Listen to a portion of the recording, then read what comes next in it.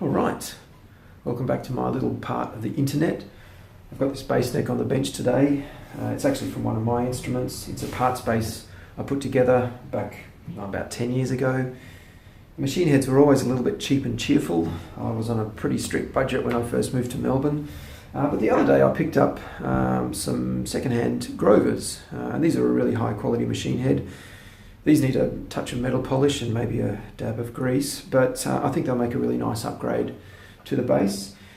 So I've ringed the existing holes to a larger diameter, and the trick with that is actually to measure your sort of final diameter on the reamer and then mark that with tape.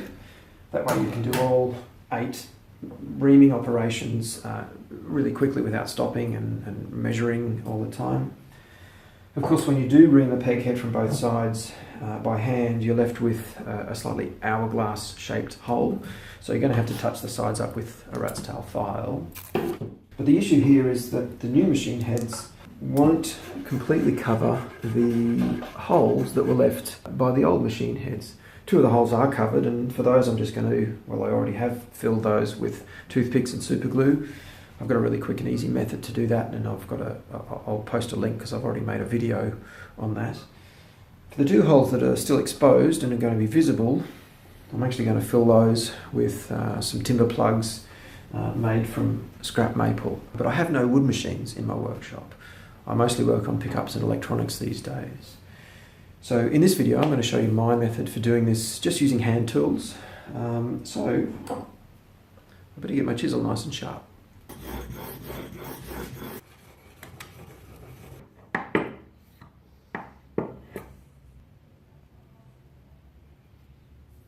So the majority of the fill is going to be taken up with this piece of Vic Ash doweling. It's a 4mm piece of Vic Ash.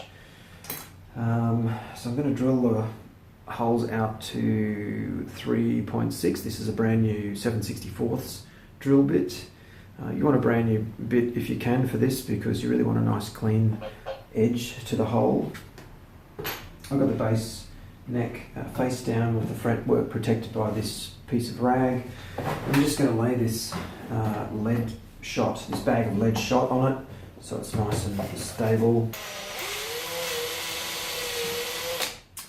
I forgot to mention that I've actually marked the drill bit with some tape to a depth of 11mm. I'm just going to pull up the little furry edges on these holes like that and carefully take them off with a chisel.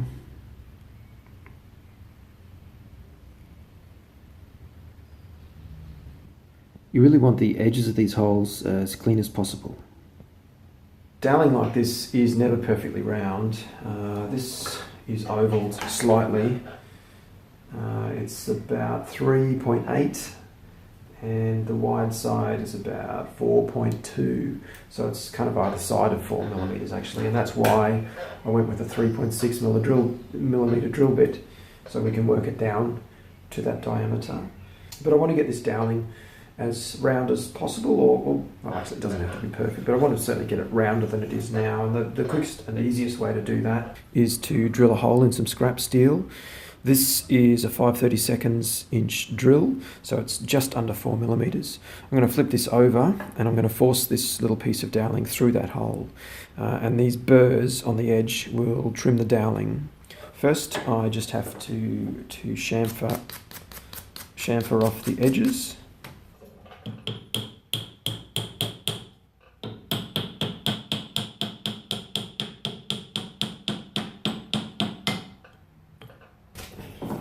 Next I'm just going to square the top off.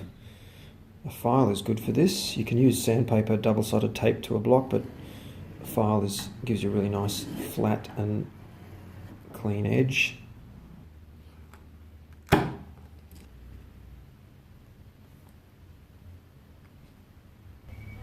I'm just going to cut off a piece about 5 or 6mm square.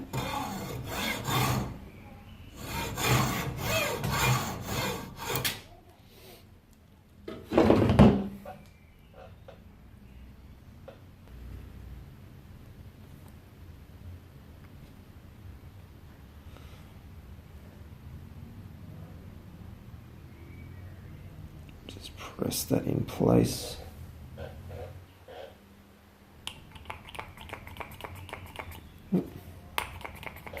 Just when you need it, the super glue accelerator pump doesn't work. So I'm going to have to wait. This will take a while, I think.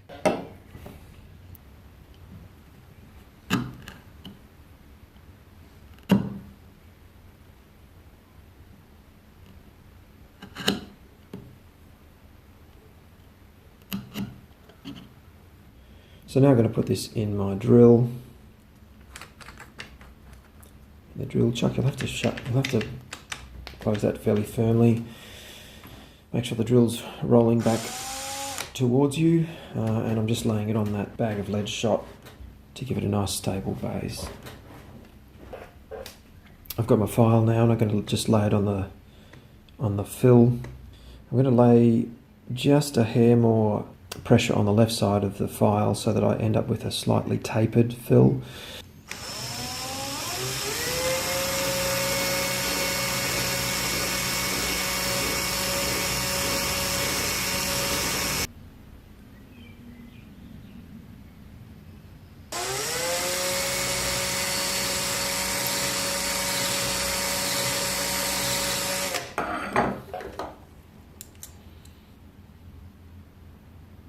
So my little filler piece is finished.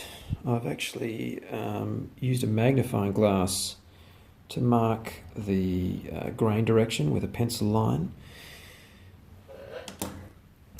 Across the maple, it's about 3.75, and then it tapers to the other end to about 3.5. I'm just going to use a drop of wood glue to paint the hole.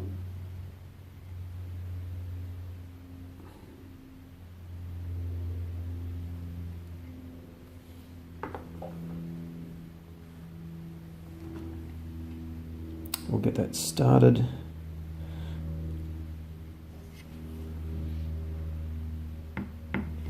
I'll just use pliers to line up the grain direction with my pencil line. I'm also going to paint just a little glue around the outside of the maple. And we'll press that home in a vise. So all I have to do now is just pare back the excess. So I'm going to just drop my chisel once more. Make sure it's just really razor sharp for this.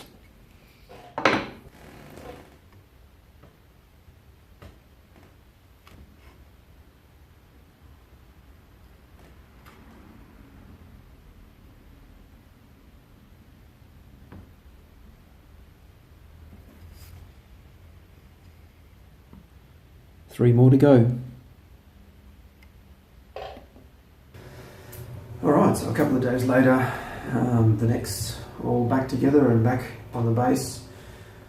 I sanded it back to 400 grit, and I've given it three coats of Danish oil. Then I've left it for a couple of days until it's hard enough to handle, and I've just deglossed it with some 4O steel wool. There's quite a bit to doing all of that, and I think in the future I'll probably make a video about Danish oil. I do enjoy using Danish oil, and I have used it for many years on all sorts of projects, not just guitars. The good thing about Danish oil is that it's got a little bit of polyurethane in it, so it does give you a much more durable finish than just a traditional oil like tung oil or linseed oil or any of those sort of things. You can actually make your own Danish oil, and I think if I was doing a lot of this I would, but I normally just use the Cabot's pre-mixed stuff. The machine heads I did film, and you're probably watching a montage of all this right now, but I polished them all. They've been disassembled and then reassembled with some grease in all of the appropriate spots. I also like to use Loctite on the screws that hold the gears to the string posts, as well as the screws that hold the tuning keys onto the machine heads. That way you can adjust their tension and you can get a really nice even feel, and the machine heads will hold their tuning for a good long time. If you're going to use Loctite, make sure you use medium Loctite. I think it's 243. If you use the full strength Loctite, you'll never get them apart. The fills, Yeah, they're okay. I think if it wasn't my own instrument, I'd be tempted to redo a couple of them. But without a drill press, it's very hard to get the tops of those holes really clean and crisp without any sort of furry tear out. And that's really what's showing here, especially after the Danish oil's been applied. I've been reluctant to get any type of wood machine in this workshop because I really do just mostly work on pickups and electronics these days, but I've got some pickup designs coming up, and it's much easier to make bobbins with the drill press, so I think in the future I will buy a small drill press. I have just bought a new project base. It's right on the floor in front of me, and I'll do a little introductory video about that in the near future. There's going to be lots and lots of videos on that base. I've got lots of ideas in mind. So subscribe, and I'll see you in the next one.